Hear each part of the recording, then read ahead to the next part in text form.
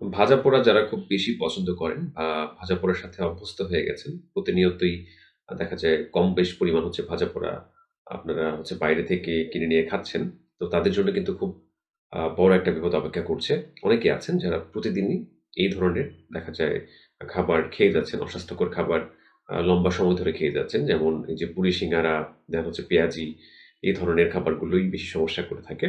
তো এই খাবারগুলোর মধ্যে কিন্তু অতিমাত্রায় হচ্ছে ট্রান্স ফ্যাট থাকে, যেটার কারণে দেখা যায় আপনার মানে ডায়াবেটিস হতে পারে ১ম অবস্থায়।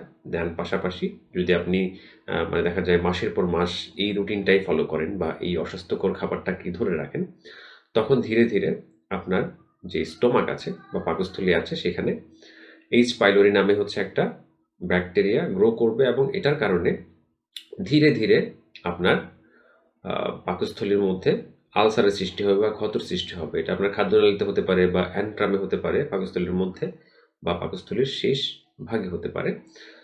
তো রিকোয়েস্ট থাকবে যারা হচ্ছে এই ধরনের অভ্যাসের সাথে জড়িত আছেন, যারা used to হয়ে গেছেন তারা এগুলো থেকে দ্রুত বের হয়ে আসেন। আদারওয়াইজ কিন্তু আপনার স্টোমাক ক্যান্সার হয়ে যেতে পারে। দেন আপনার ডায়াবেটিস তো হবেই।